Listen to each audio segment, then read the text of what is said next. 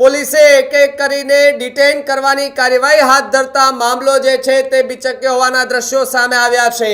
પાડલિયા ગામે ફોરેસ્ટ અને પોલીસ પર હુમલો કરવામાં આવ્યો હતો।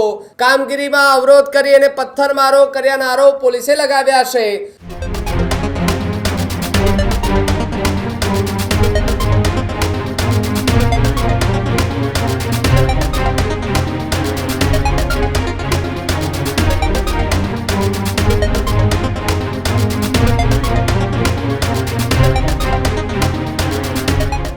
સમાચારોમાં આગળ વાત અંબાજીની કરીએ તો અંબાજીમાં છેલ્લા 24 કલાકથી સ્થિતિ જે છે તે ખૂબ તંગ બનેલી જોવા મળી હતી, કારણ કે ફોરેસ્ટના અધિકારીઓ અને પોલીસ અધિકારીઓ પર હુમલો કરવામાં આવ્યો હતો।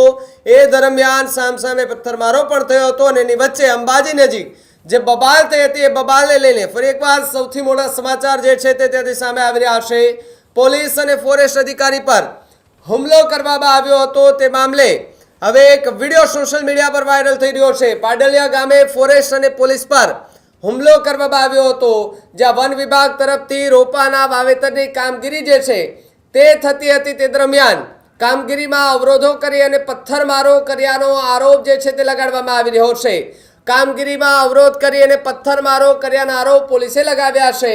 તો બીજી તરફ વાત કરવામાં આવે તો બબાલની શરૂઆતનો વિડીયો પણ સોશિયલ મીડિયા પર વાયરલ થઈ રહ્યો છે।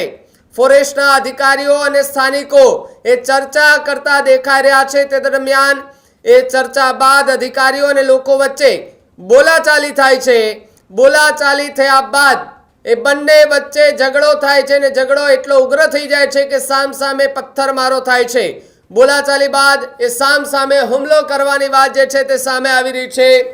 આપણા દ્રશ્યો દેખાઈ રહ્યા છે કે જે આખી ઘટના પહેલાના છે કે જ્યારે ફોરેસ્ટના અધિકારીઓ એ સ્થાનિક લોકો સાથે ચર્ચા કરી રહ્યા હતા।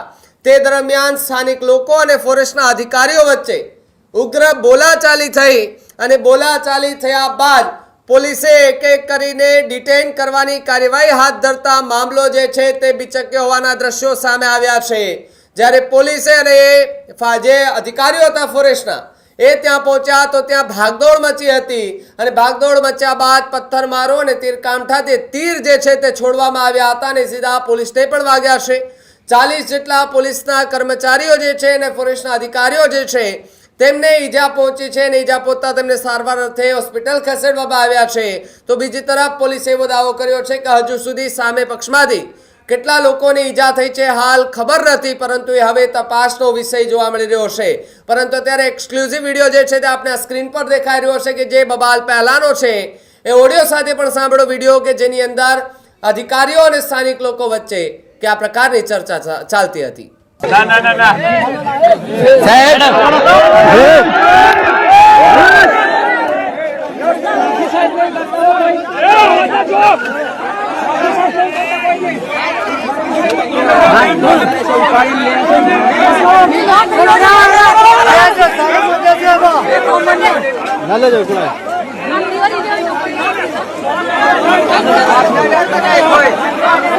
चालूच करवा रही है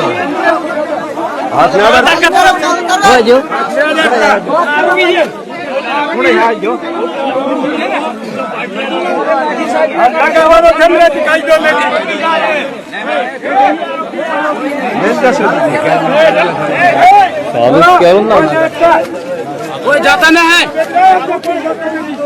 बराबर